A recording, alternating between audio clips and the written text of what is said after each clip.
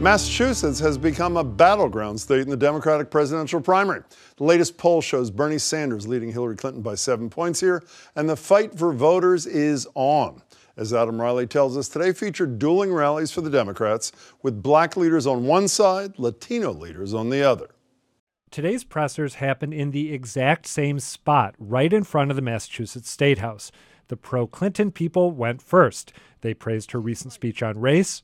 She gets it. Touted her record. Has a history of fighting for justice and equality that dates back 40 years. And without mentioning him by name, they took some sharp digs at Bernie Sanders. But at the end of the day, as the secretary so aptly put it, anger is not a plan. After, when I asked about Sanders' unexpectedly strong showing, Clinton supporters insisted they're unfazed. I don't think that she's ever taken any of this for granted, and I think she will fight for every single vote. About an hour later, the Sanders camp showed off his backing from Massachusetts Latinos, including Lawrence City Council President Kendris Vasquez. That we have people living in poverty after having 2 and 3 jobs. And immigration rights advocate Patricia Montes. As a Latina, as a woman, as an immigrant, I'm supporting him. And I'm also going to mobilize and organize and motivate other Latino leaders to do the same thing. Again, the rival candidate wasn't mentioned by name until the Q&A, at which point the Sanders faithful were happy to pile on. Let's look at the record of Bill Clinton. He's the one that started this deportation apparatus. For the record, recent polls show Clinton with a comfortable lead in heavily black South Carolina, but running neck and neck with Sanders in heavily Latino Nevada. Adam Riley, WGBH News. Joining me are Dante Ramos, op-ed columnist for the Boston Globe. Good to see you again. Frank Phillips, Boston Globe political reporter and State House bureau chief. Good to see you too, Frank. Good to see you. So Massachusetts appears to matter in a primary, serious way. You've been around as long as God. I mean, has it ever happened before? As long as you and I have been Exactly. around. Has it ever happened before? I think you're over-exaggerating that this is going to be such a raucous primary, but it is important. Why am I exaggerating? Because it's a handful of votes. It's not a big issue. It's coming on a Super Tuesday when you have all the only Vermont and Massachusetts are in New England, and the real battleground states are in Texas and Alabama and the South and Virginia. So it's not. I don't think it is as intense as you think it's going to be.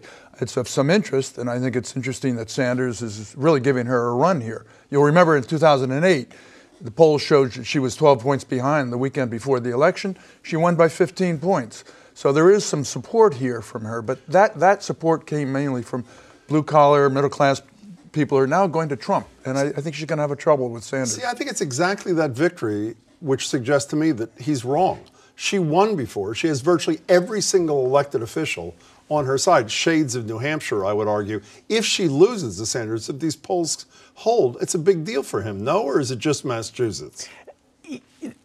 It's just Massachusetts, but with an asterisk. The polls show that all the next states that are voting, most of them seem to be going in her direction. I think it does speak to a certain underlying weakness or lack of conviction in her campaign among Democratic voters. What do you mean by that? Well, Massachusetts is, we got the spillover from a lot of the New Hampshire coverage. We certainly see more of it than most other places. And so the fact that in a state that has a tendency to be very pro-establishment Democratic is tilting in Sanders' direction, at least potentially, speaks to a certain weakness in her support. Did she change her mind yet? No. Let me just tell you, the demographics have changed in the last 8 years.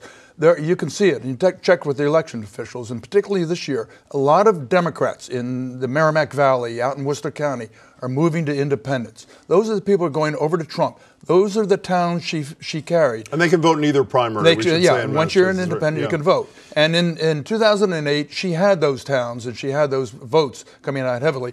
Barack Obama went up Route 2, Cambridge, out to Concord, Lincoln, and the liberal vote. And Sanders will pick up all that in a heavy way, but she has lost her demographic.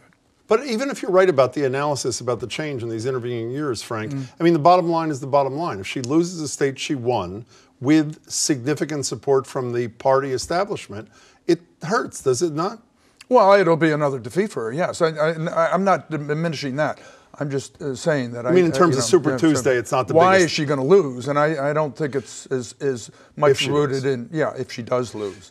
But if she does lose, a lot will be do with the dynamics of what has happened in the last 8 years. The Republicans, no play here. I mean, Trump was leading the most recent poll I saw. There's no presence like there was today on the Republican side, right? No, I mean, Republican politics in Massachusetts is not, it's not the biggest or most expansive group of people that you would ever imagine. Except for that governor, but that's a big exception. I don't think. I don't think the problem is necessarily that Massachusetts will lose Hillary the nomination. It does, whatever problem she's having here is a problem that is manifest in other parts of the country. No, I agree with that. I agree with Dante on that. Before we switch, I want to get your response to the tweet of a fairly high-profile Massachusetts guy. I wanted to read you what he had to say. Two-party system completely broken. Bloomberg should run, more importantly, long-term, third-party construct. I'm not touching needed. that with a 10-foot pole. Oh, that's your boss, isn't it? My boss? Do you want to comment on that? No, I have no comment. Do you want to comment on that? Not necessarily. So. Not necessarily. I will say I think that there is something about our political institutions that make a two-party system almost an inevitability. One courageous man in the crowd. My comment is just win us the World Series, please. Okay, fine. Thank you very much.